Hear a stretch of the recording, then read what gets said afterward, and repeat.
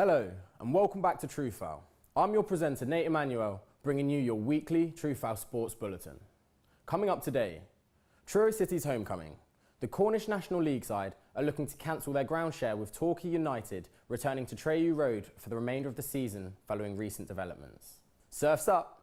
We'll be taking a look at the results from the annual Bucks Surf Championship in Newquay and speaking to Albert Lawrenson, who has represented Falmouth in the event. Ambition. Mousehole AFC are widely known for their lofty targets and have appointed a manager with a wealth of football experience to help with their academy moving forwards. And last but not least, we'll take a look at the results from around Cornwall from last weekend, as well as a brief look across the next set of fixtures for each club. But first, our lead story today. Truro City FC chairman Peter Masters announced in a fan forum this week that the club are hoping to be returning to Truro Road after plans for the new retail development have come to a grind. Now we'll turn to our team in the field. I've come to Truro Road, former home of Truro City, following the revelation last week that they could be making the move back home. Jonathan Cox of Helical Retail has stated the development with Lidl has now come to an end. Truro have been performing poor in the league and sit second from bottom in the National League South. Their game against Hemel Hempstead in Torquay at the weekend attracted just under 100 fans. I'm here with Arthur Parsons, groundsman of Truro City.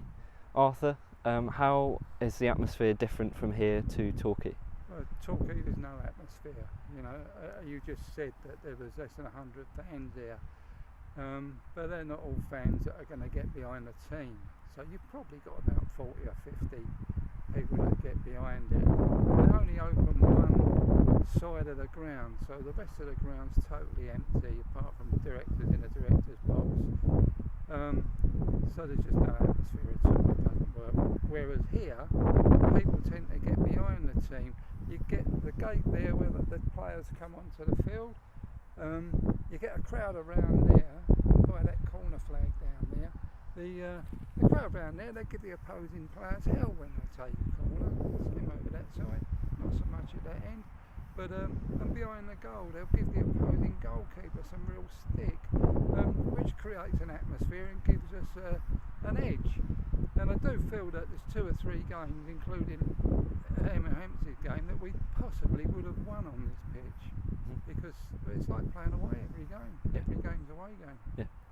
Yeah. They've been performing not very well in the league at the moment. If they did move back to Truro Road, how would that affect their league form, do you reckon? Well, I think there'd be obviously more support. The new manager and assistant manager we got in are really passionate about it. But the support behind them, as I said just now, I feel that we would have won 2 or 3 games more than we did win, have won. And I think we could have been sort of in the lower half of the table, but certainly not as low down as we are. A statement from Jonathan Cox, the development director of Helical Retail, said that they are in a discussion with a number of retailers and potential funders with a view to be moving forwards with the Truro Road project. He said that Lidl has not exercised their break clause in order to provide the stakeholders in the project the opportunity to deliver their store. The process is currently taking longer due to headwinds being faced that is a result of the political and market uncertainties at the current time. Truro City Chairman Peter Masters has been unavailable for comment at this time, but it is understood that it is still possible for the club to move back to Truro Road on a part-time basis. Across the weekend, Newquay played host to the annual Bucks Surf Championships.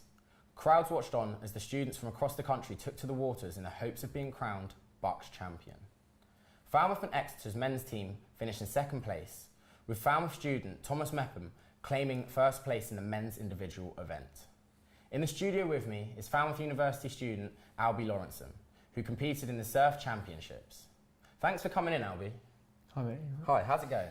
Good. So, first, if you just tell us a little bit about yourself, how did you get into surfing? What's your history in it? Have you done competitions before? I actually never competed before. I was just thrown in by my dad on countless holidays down in Cornwall, Gwemba, which is like 45 minutes an hour from here, quite a heavy beach. And he'd basically paddle out and just watch me get battered inside, but it's quite a good way to learn. Indeed. So how did you find this weekend competing? I really enjoyed the weekend overall. I thought that was great fun. A mate from Bath came to visit. yeah, it was really good to see all the unis get together and give it a good crack. Obviously with the storm though, it made it a bit complex. And what was the level of the competition like in the event? It's difficult to judge because it was so windy. I definitely saw some guys getting some really good waves, and however we watched a lot of time at low tide, and so you had to go right down to the beach to watch and actually see people getting up on waves. So you were speaking of the wind and obviously the storm. How do you think the storm affected the conditions, and what was it like surfing with Storm Callum obviously coming through? Well, the Friday got cancelled, which meant the competition wasn't structured how it is normally with initial rounds and then more heats and then semi and a final. So that was a big disruption. I think as well it affected the crowds because on the Sunday there was not much nicer vibe, a lot warmer weather and more people watching the heats. However, on the Saturday no one could be bothered because it was just grey and rainy and windy. So obviously you mentioned the Friday got cancelled. Were there other cancellations throughout the weekend? Did you want there to be any cancellations? I was just kind of hoping when I was in the bar before my heat that my heat might have been cancelled. Good to know though. No, well, I think all of us, even some of the best guys I know, are looking at that forecast going, you know, Not too sure. Yeah, and it becomes who's got the balls to go and paddle out into it then. They managed to make it work, managing the storm. However, I think I'd have done it differently personally. Following your competition, where do you see your future going in terms of competitive surfing? Well, I'm a footballer for the uni. So surfing's always just something that I'm very privileged that, like I said, my dad's just thrown me in, and it's something I do with my mates socially or on my own when I need to clear my head. I've always said I wouldn't compete, and I don't think this weekend has made me really change my mind. I'm really glad I did it and would look to compete in the future. However, more of a free surfer now, I suppose. I just enjoy it. No, I just prefer my competition being in football. Yeah, amazing. Well, thank you so much for speaking to us. Yeah, thank you very much, mate. In other news, former Torquay boss Kevin Nicholson has been appointed as player manager and academy director for the ambitious Mousehole AFC in what is a major coup for the club. The Trunkel Park outfit are known for their endorsed academy, and Nicholson brings a wealth of knowledge of Football League experience with him to West Cornwall.